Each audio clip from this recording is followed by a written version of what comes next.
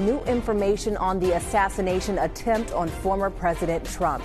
Good evening, I'm Aziza Schuler. The FBI says the shooter acted alone, and we've learned that bomb-making materials were found in his car. Meantime, a short time ago, Donald Trump left New Jersey to head to Milwaukee for the Republican National Convention. Today on Truth Social, Trump vowed to remain, quote, defiant in the face of wickedness. The FBI is still working to learn the would-be assassin's motive. Today, President Biden said he has demanded a national security review of the shooting and will have more to say from the Oval Office tonight. Our team coverage begins with CBS News correspondent Natalie Brand in Milwaukee.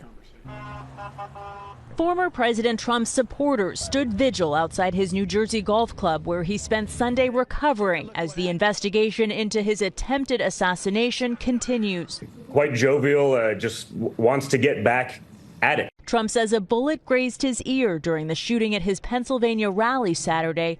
Sunday, on social media, he said he would not let the shooter prevent him from attending this week's Republican National Convention. He's set to arrive tonight. RNC delegates and volunteers shocked by the shooting say they will carry on. How do you think the tone will change this week? I think just like any situation where there's an impact, an attack on the country, which we saw yesterday, regardless of what party you're with, I think Americans tend to unite. From the White House, President Biden says he spoke with Trump last night and also extends condolences to the family of the father who was killed. He was protecting his family from the bullets that were being fired, and he lost his life. God love him. There's no place in America for this kind of violence, or any violence for that matter. The president says he ordered the Secret Service to review its RNC security plan. The Secret Service is working diligently with the Milwaukee Police Department, as well as all of our federal, state, and local partners to ensure a safe and secure convention. At least 24 states have also sent officers to help patrol around the convention site. Natalie Brand, CBS News, Milwaukee. Federal investigators are trying to figure out why a would-be assassin attempted to take the life of former President Trump. The shooter is identified as a 20-year-old from a town 1 hour south of where the rally was held. CBS News correspondent Meg Oliver has the latest. Federal agents were spotted in Bethel Park, Pennsylvania, where the gunman, Thomas Crooks, lived. They asked us to leave our house. They told us it was a state of emergency. No warning. They just knocked on the door in the middle of the night. Take a look at what happened. Sources say the firearm the 20-year-old used in the assassination attempt was legally purchased by and registered to the shooter's father.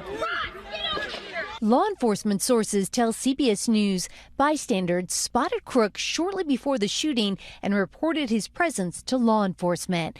Officials momentarily lost track of the gunman minutes before he opened fire at the Trump rally, firing 6 to 8 rounds from an AR-style weapon approximately 400 feet from the podium. Suspicious devices were also found in the gunman's vehicle, and a device that appeared capable of triggering the devices was found in the gunman's possession. Officials want to know how Crooks was able to get so close to President Trump. We are continuously monitoring information related to the event, so we're confident in the plans that we have, and we're moving forward with those plans. Crooks' political leanings are unclear. Records show he was registered as a Republican voter in Pennsylvania, but previously made a $15 donation to a Democratic-aligned group.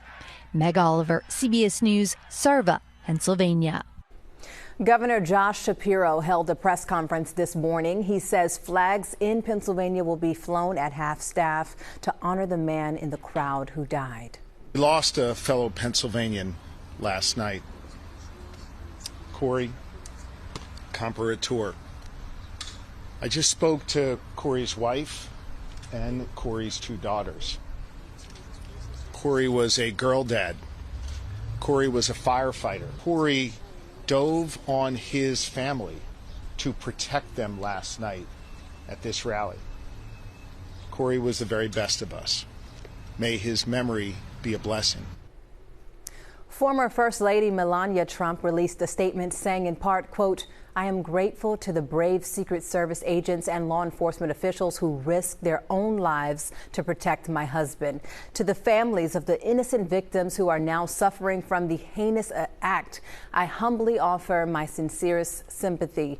end quote. We're getting a closer look at the chaos at the rally as the shots rang out, plus reaction from those in the crowd. CBS News Philadelphia reporter Ross DiMattei is in Butler with that part of the story.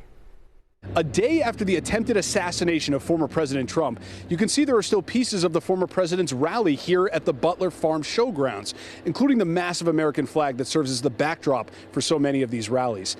All day, we have seen local Butler residents, as well as those who attended yesterday's rally, coming back to recount the chaotic moments after the former president was shot, along with several members of the crowd.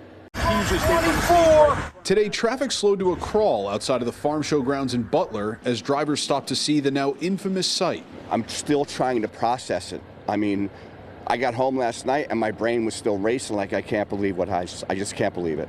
Among them, Robert Philpott, a Butler resident who was at the rally when the shots rang out. It was real quick. Gunshots, pop, pop, pop. And then I heard pop, pop, pop, pop again. And I'm like, those are good gunshots. And since I didn't know what it was, I didn't know if it was a guy randomly shooting people in the crowd. Earlier today, we saw investigators up on the nearby roof where the shooter fired shots from. It's still very surreal, like still a shock moment. Renee White was standing directly behind Trump, about 7 rows up on the rafters. She says she hardly reacted because the gunfire happened so fast. I didn't even realize, but you know, everybody's dropping and I'm just sitting there like, what the heck just happened? Like, what the heck just happened, you know? Did you just freeze up in the moment? Yeah, I think so. I think I totally did. Butler County residents say it's sad that this is what presidential politics has come to, but it won't break the spirit of this proud Trump territory. We're a red county here. You know, I feel like there's 2 counties that are blue, and that's out in Philadelphia. That's Allegheny County where Pittsburgh is. The rest of us are, you know, just hardworking Americans. We're Republicans. We love our country. You know, there's farmers here. We're just blue-collar America. I'm still upset right now. Is that sadness for the former president or sadness for the country? Yeah. In Butler, Pennsylvania, Ross DiMattei, CBS News Philadelphia. Thank you, Ross. We'll have much more from Ross DiMattei as we continue to report from Butler. Local faith communities are also reacting to yesterday's violent incident. Eva Anderson visited a church in Philadelphia and shares what parishioners and others had to say. At Mount Airy Church of God in Christ, a week after a visit from President Biden, Bishop Louis Felton talked in his sermon about Donald Trump and the attempt on his life. I do not condone violence of any kind at any place. It was ungodly and unthinkable. One day after the attempted assassination, some church members we spoke with said they're still in shock. It's just out of control. The world is just going backwards. But others said they sadly weren't surprised by the heinous act. Well, honesty, in the times we're living, I foresaw this coming. Leon Jones said he's now turning to God. We have to have faith and know that God is going to protect us. Here in Rittenhouse Square, voters we spoke with say now they're concerned about what happens next. I'm really scared. And 27-year-old Stephen Doncaster worries Saturday's incident will mean other important issues may be put on the back burner. When the focus is just on violence, while that's important, we're also forgetting these things that are kind of leading to these tensions. When I grew up, you could disagree with somebody and still respect them. Douglas Pearson feels that's no longer the case, but hopes this serves as a wake-up call. I think that Biden reacted in a very positive way, and maybe the conversation that both of them have will put create some more stability in the upcoming election. People we spoke with said they can only hope and pray that's the case. Eva Anderson, CBS News, Philadelphia.